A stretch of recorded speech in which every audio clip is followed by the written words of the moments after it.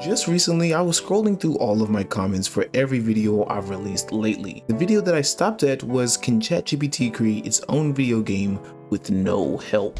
The reason I stopped at this video is because one comment said, Claude is better. At that moment, I had no idea what Claude was until I did more research, and it is another AI.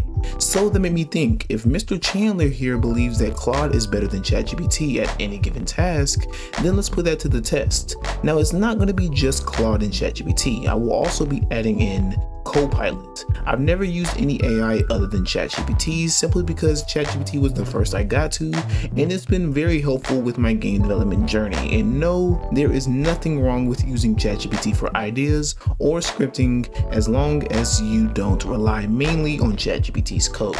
Now, first off, let's talk about the ground rules. No, I cannot sway the AI's ideas at all.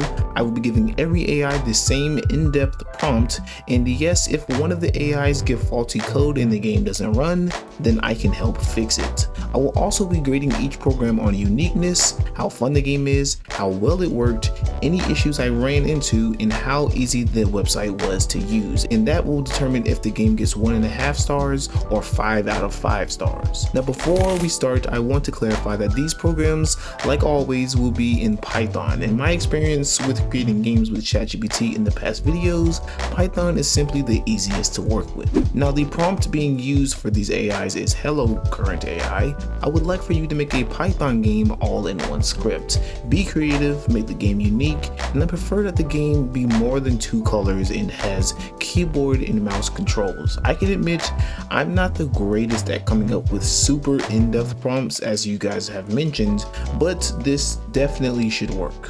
First is ChatGPT. Now, ChatGPT was very straightforward. I gave the prompt, pressed enter, and ChatGPT started coding away. I made sure to install Pygame and Replit and tested the code and got a game named Neon Maze Escape. Now, before I judge, let's talk about the game. The game is a maze game where you move a pink dot through an obvious maze until you get to the yellow square, which does nothing. The walls of the maze are pretty janky and the player can clip halfway through these walls. Now let's grade Neon Maze Escape. First off, we have uniqueness. I will give this a 1/2 star simply because there is nothing unique about a maze game. Next is how fun the game is. I can admit it was boring, but it was definitely more fun than playing nothing. So this will give it the other 1/2 of that star. How well does it work? Well, I'll have to give it another 1/2 star.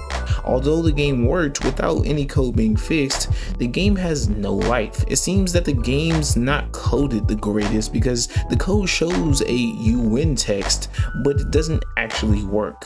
The game had no initial issues when it comes to getting the game running, so I'll give it a full star for that. And last but not least, the website. I will admit I am biased, so I'm going to give ChatGPT a full star because I personally use ChatGPT almost every day. So that leaves ChatGPT's game with a 3.5 out of 5. That's definitely not a bad grade. So let's move on to the next. Next is Claude. Now, Claude was very similar to ChatGPT. I gave the same prompt, pressed enter, and then things went downhill. But in a good way. Claude took that prompt and attempted to make a script so long that you may even refer to it as a AAA game. It got so bad that Claude hit its max message length, and I had to tell Claude to make code that fit in the max length. After doing this, everything was smooth sailing. I got the code, put it in Replit, and the name of the game is Color Shift Catcher. And it was definitely fun and surprisingly hard. It requires you to use 2 sections of your brain to control the movement of your player and remembering which key changes to what color. This game is definitely fun and it's very surprising. So let's grade. First, we have uniqueness. This game gets a full star. I've only ever heard of 2 games even similar to this game.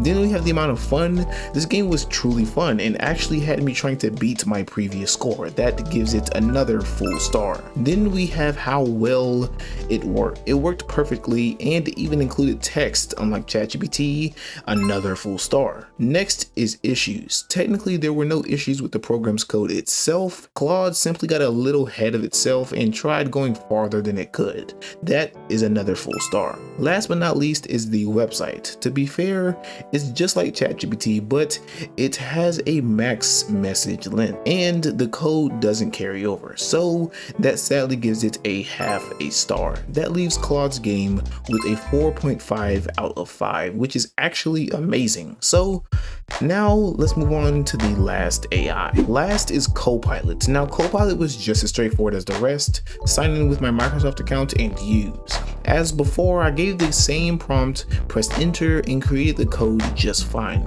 The game is named Dodge and Collect. The name is pretty cool, but that is indeed the end of the cool. The actual game was genuinely boring. Even though ChatGPT's game had no actual end, I would rather play that than this. The idea is there, but the issue is that there was dodging but no collecting. There was simply nothing to collect, and the red squares weren't increasing over time or anything. This game genuinely had no life. So let's grade. For uniqueness, I will give it a half star. The idea is definitely better than a maze. How fun the game is, well, it gets no stars for that. There simply was nothing fun about the game. How well did it work? Well, it worked to say the least, but also had no real text, so I'll give it a half star for that. Next is any issues I ran into. I ran into 0 issues with the code, but the game had nothing to collect, so I will give this another half star. And last but not least, the website. The website was similar to the rest, so I can't actually complain. It gets a full star. That leaves Copilot's game with a 2.5 out of 5, the worst game of the 3. So that means that Claude is first, ChatGPT is the second, and Copilot is the third. To be honest, Claude definitely surprised me. It seemed like Claude was willing to make a full in-depth game if it could. Copilot's game was very janky on the other hand. In conclusion, website-wise, these AIs are all the same, but internally or idea-wise, Claude takes the crown for now. That means that Chandler was correct. Thanks for watching. If you enjoyed this video, please make sure to like and subscribe, and I will see you guys in the next one.